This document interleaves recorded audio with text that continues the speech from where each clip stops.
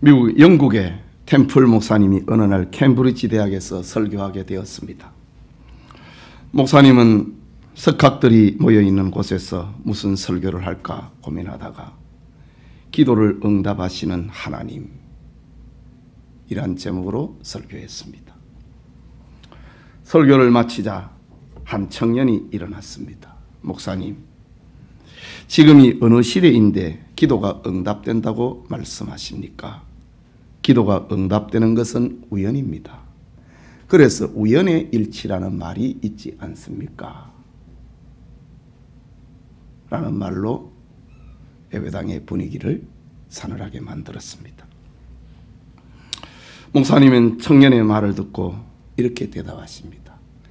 그래, 청년의 말도 일리가 있네. 그런데 이상한 것은 기도하면 우연이 생기고 기도하지 않으면 우연이 안 생긴다는 거야. 그래서 나는 기도하는 거라네 라고 대답하셨습니다. 목사님의 답변으로 집회는 더욱 은혜가 풍성해졌습니다. 그렇습니다. 기도하지 아니하면은 생각으로 사는 사람이 되고 기도하면은 영으로 사는 사람이 되는 것입니다.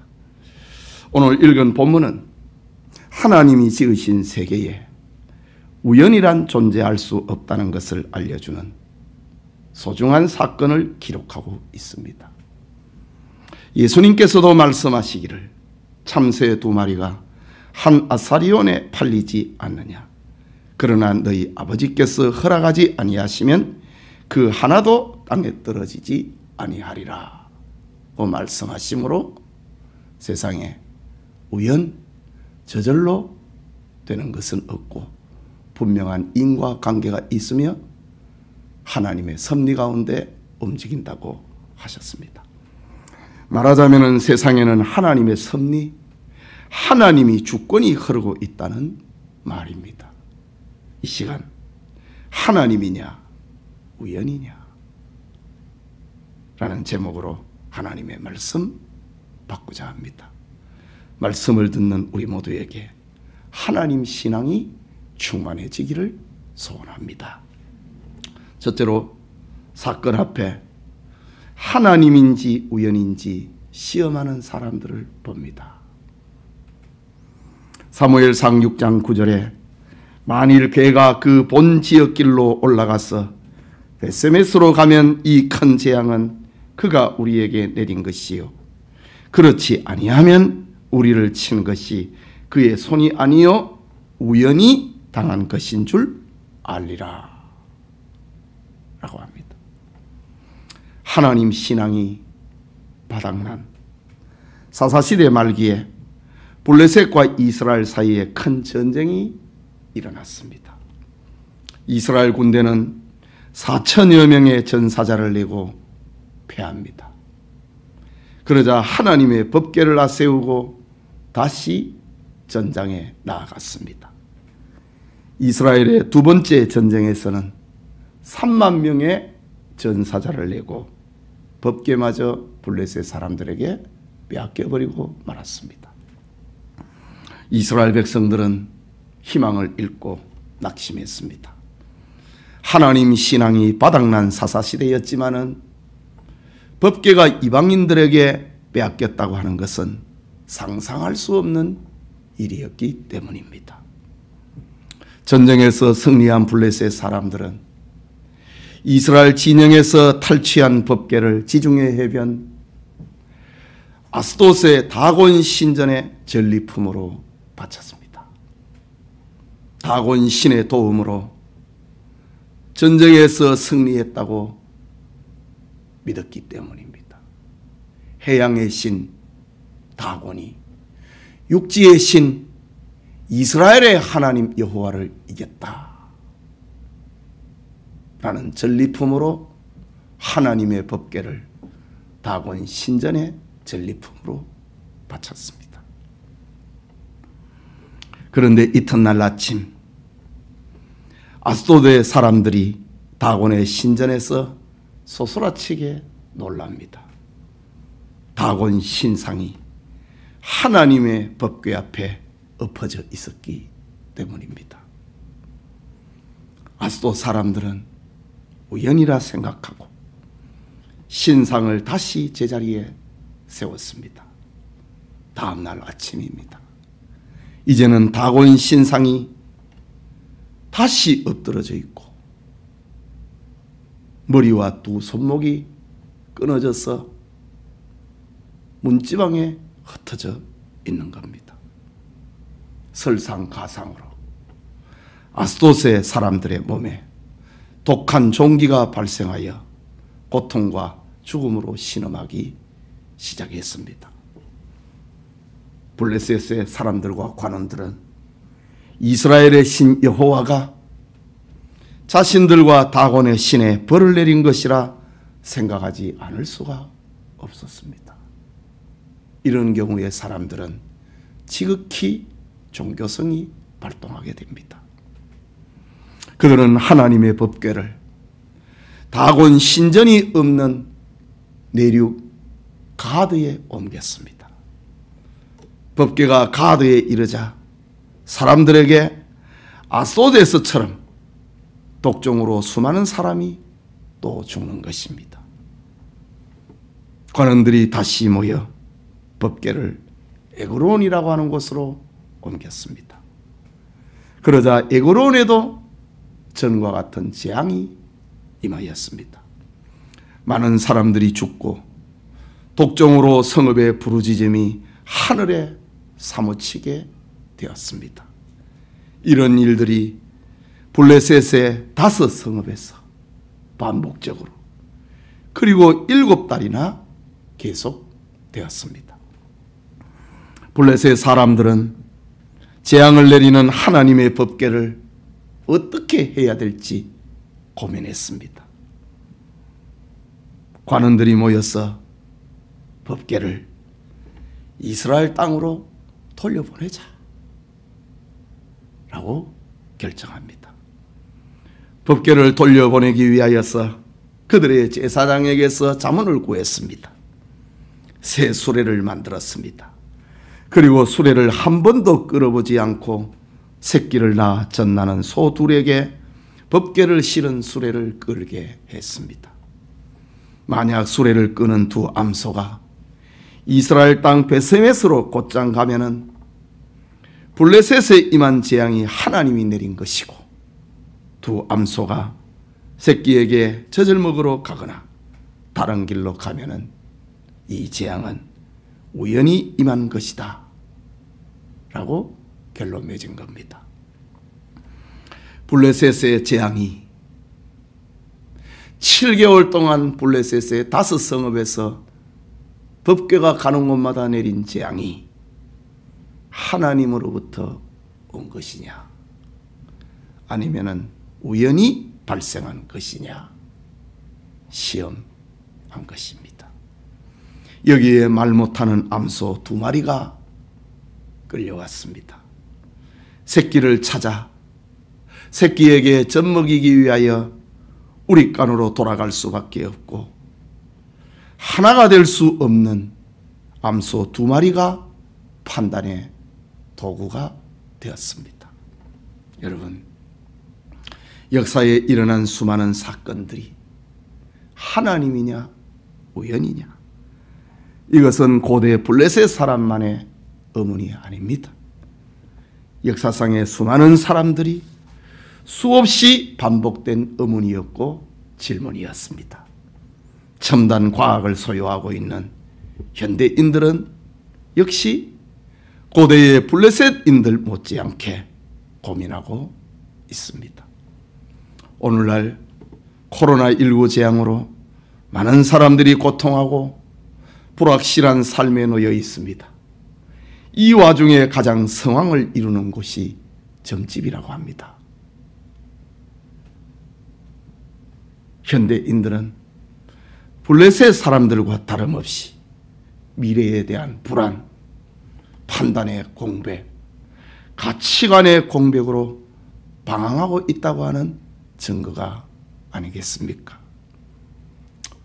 그에 둘째로 생각하고자 하는 것은 재앙이 하나님께로부터 온 것임을 증거하는 두 마리 암소입니다. 성경은 블레셋에 임한 재앙이 우연히 일어난 것이 아니라 하나님께로부터 온 것임을 알리기 위하여 기적 같은 일들을 기록해 놓고 있습니다. 하나님이냐 우연이냐, 이 사실을 밝히기 위하여서 두 마리 젖나는 암소가 끌려왔습니다. 이 두 마리 암소를 통해서 들려주고 있는 하나님의 메시지, 그것은 첫째로 벳세메스로 향하여 데리러 가는 두 암소의 모습이었습니다. 본문 12절에 암소가 벳세메스 길로 바로 행하여 데로로 가며 라고 합니다. 머뭇거림도 없이 벳세메스를 향하여 바로 갔다. 데로로 갔다. 우연이냐 하나님이냐, 두말할 것도 없이 바로 갔다. 벳세메스로 갔다. 데로로 갔다 라고 합니다. 블레셋의 관원들에게 끌려온 두 암소, 아니 하나님께 잡힌 두 암소는 벳세메스를 향하여 데로를 따라 곧장 갔습니다. 블레셋 사람들이 지켜보는 앞에서 벳세메스의 데로로 갔습니다. 하나님 없이, 하나님 외에 다른 신을 섬기는 사람들에게 말 못하는 두 암소가 세상에 우연히 일어나는 사건이 없다고 증거하고 있는 장면입니다. 벳세메스 길은 하나님이 정하신 길입니다. 그 길은 하나님의 살아계심을 나타내는 길이었습니다. 하나님이 역사와 사건과 재앙의 주관자이심을 나타내는 길이었습니다. 블레셋에 일어난 재앙이 우연이 아니라는 사실을 나타내는 길이었습니다. 그 길은 생명과 축복을 알리는 길이고 진리로 인도하는 길이었던 겁니다. 둘째로 울면서 벳세메스로 가는 두 암소의 모습입니다. 다시 12절을 보면은 암소가 벳세메스 길로 바로 행하여 데려로 가며 갈 때에 울고 라고 합니다. 두 암소는 수레를 처음 메어봅니다. 수레를 메었으나 방향과 목표를 향하여 끄는 사람이 없습니다. 가보지 못한 낯선 길입니다. 새끼에게 먹여야 할 젖입으로 땅에 떨어집니다. 우리간의 새끼는 배고파 옵니다. 이런 장면에 말 못하는 두 암소는 울었다 라고 합니다. 두 암소는 멍에를 맨 채로 울었습니다. 수레를 끌면서 울었습니다. 불어터진 젖을 가진 채로 두 암소는 울었습니다. 세상의 모든 것이 하나님의 주권에 의해서 하나님의 섭리로 움직인다는 사실을 사람들에게 알리기 위하여서 새끼를 낳은 두 암소가 이렇게 희생되고 있습니다. 울었다 라고 합니다. 불신앙의 사람들 때문에, 하나님의 존재를 인정하지 않는 사람들 때문에 암소 두 마리가 수레를 끌면서 울었다 라고 합니다. 세 번째는 좌우로 치우치지 않는 두 암소의 모습입니다. 계속해서 본문 12절에 암소가 베세메스 길로 바로 행하여 데로로 가며 갈 때에 울고 좌우로 치우치지 아니하였고 라고 했습니다. 두 암소는 분명 인간의 무지를 깨트리고 하나님께로부터 온 재앙을 알리기 위하여 하나님이 정해놓은 길을 가고 있습니다. 두 암소는 하나님께 붙들려 있습니다. 목적이 분명합니다. 법궤를 실은 수레를 끌고 베세메스로 옮겨야 하기 때문입니다. 그래서 좌로나 우로나 치우칠 수 없었습니다. 좌우로 치우친다는 것은 방향 감각이 분명하지 못할 때 일어나는 일이고, 목표가 분명하지 못할 때에 좌로나 우로나 치우치고, 목표가 분명하지 못할 때에 새끼가 생각나고 젖을먹이로 우리간으로 가게 되는 겁니다. 예수님께서도 쟁기를 들고 뒤를 돌아보는 자는 하나님의 나라에 합당하지 않다고 했습니다. 죽은 자로 하여금 죽은 자를 장사하고 너는 나를 따르라고 했습니다.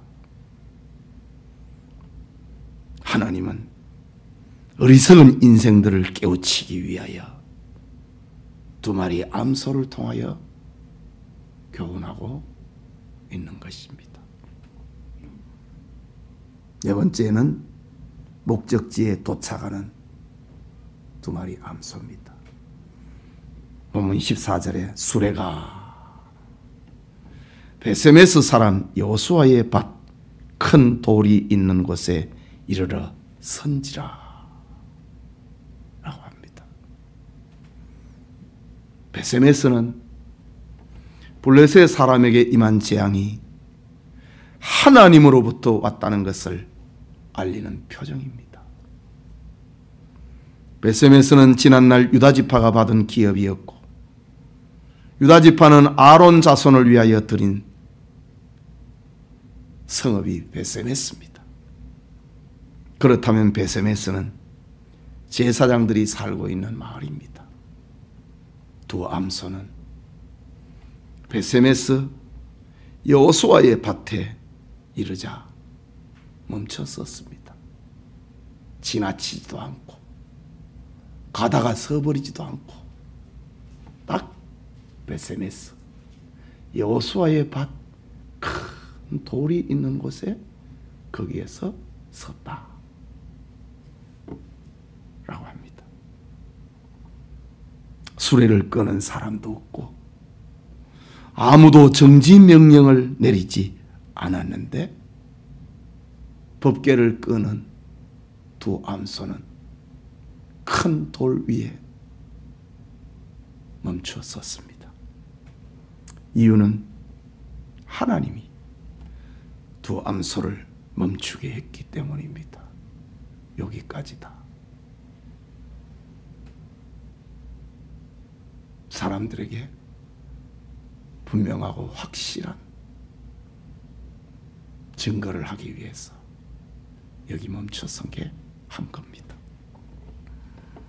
블레셋에 일어난 재앙이 우연이 아니고 하나님의 뜻을 알려야 했기 때문에 블레셋에 여호수아의 밭 큰 돌이 있는 곳에 멈춰 섰다라고 합니다. 또 하나 재앙이 하나님께로부터 온 것임을 증거하는 두 마리 암소의 특징은 함께 끄는 두 암소였습니다. 두 암소는 베세메스를 향하여 함께 걷고 함께 울고 함께 걸음을 맞추었습니다. 두 암소는 시간과 공간을 함께 사용했습니다.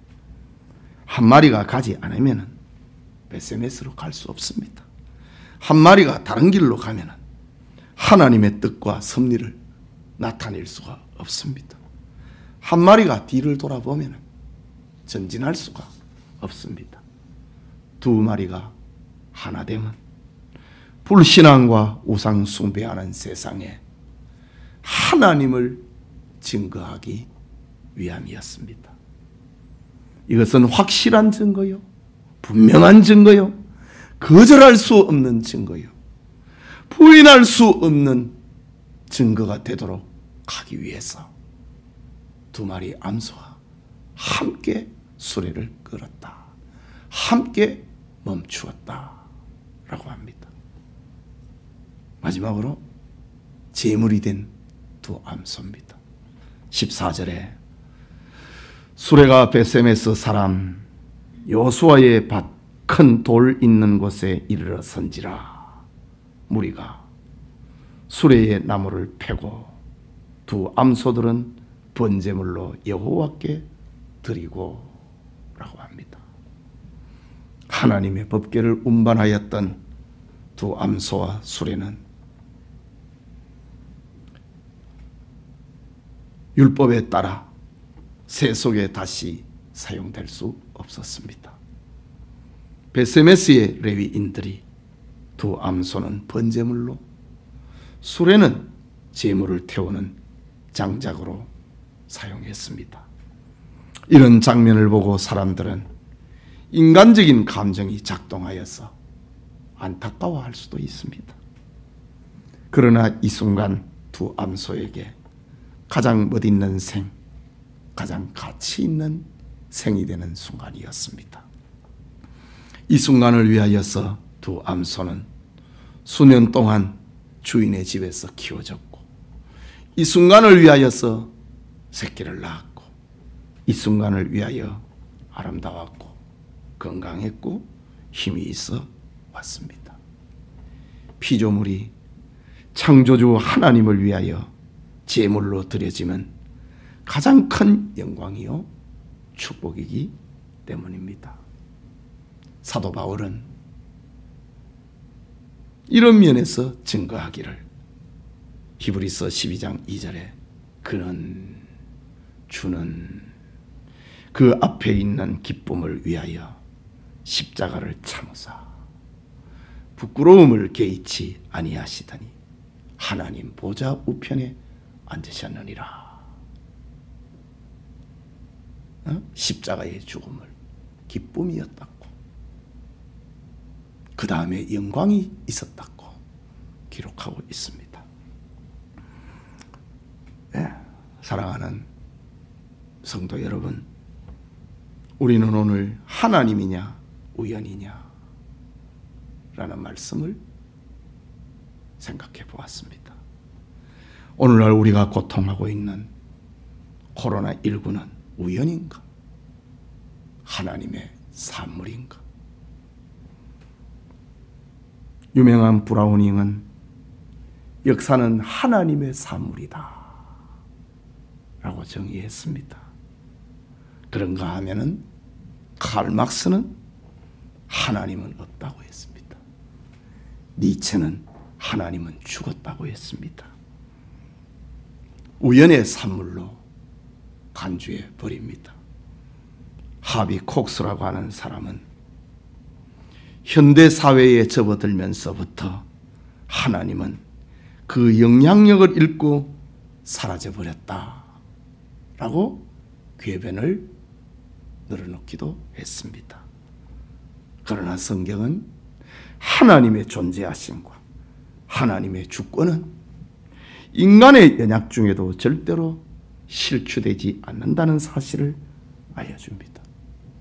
이스라엘에서든 블레셋에든 하나님은 온 우주의 하나님이십니다. 단지 사람이 변하고 사람이 연약할 뿐인 것입니다. 여러분, 오늘 우리에게 하나님의 섭리를 알리는 더 확실한 베세메스의 표적이 있습니다. 그것은 하나님의 사랑을 증거하기 위해 오신 예수 그리스도의 성육신입니다.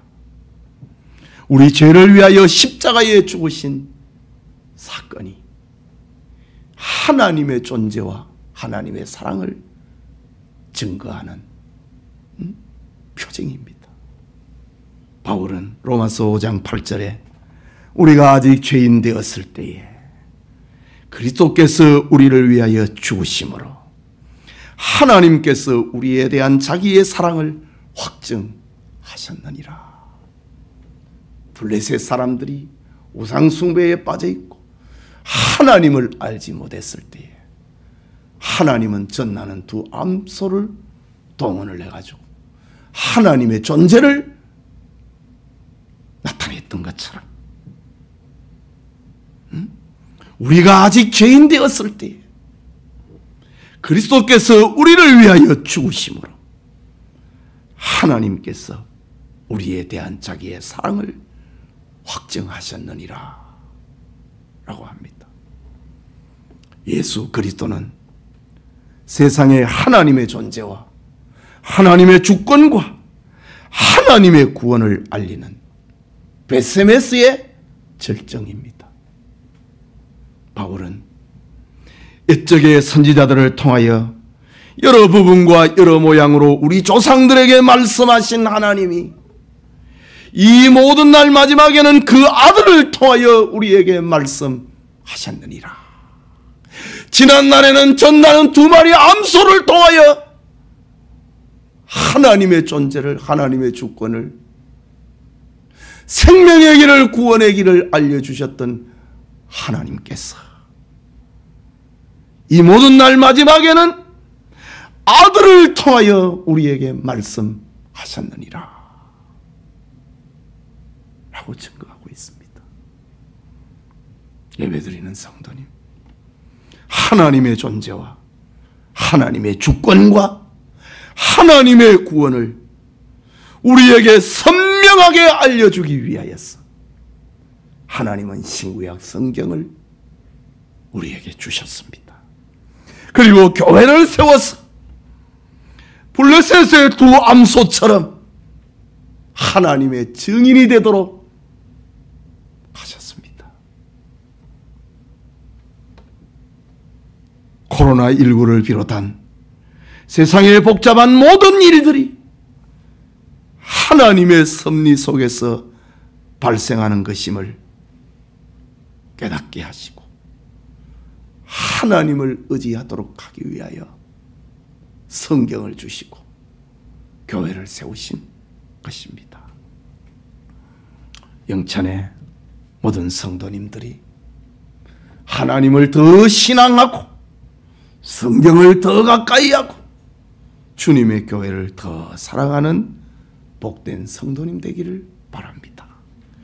여기에 하나님의 구원이 있고 하나님의 축복이 있고 여기에 삶의 진정한 보람이 있기 때문입니다. 할렐루야. 우리 같이 기도합시다. 말씀을 받았습니다. 하나님이냐 우연이냐. 저 사사시대 말기에는 두 마리 암소를 통해서 말씀하셨고 하나님이냐 우연이냐. 역사의 중앙에서는 예수 그리스도를 통하여 말씀하셨고 하나님께서는 성경을 주시고 교회를 세웠어. 두 마리 암소처럼 베세메스의 두 암소처럼 하나님의 존재하심을, 하나님의 구원을, 하나님의 축복을 세상에 전하는 증인으로 살게 하셨습니다. 우리 말씀 생각하고 하나님을 더 신앙하고 성경을 더 가까이 하고 주님의 교회를 더 사랑하는 우리가 되기 위해 기도합시다.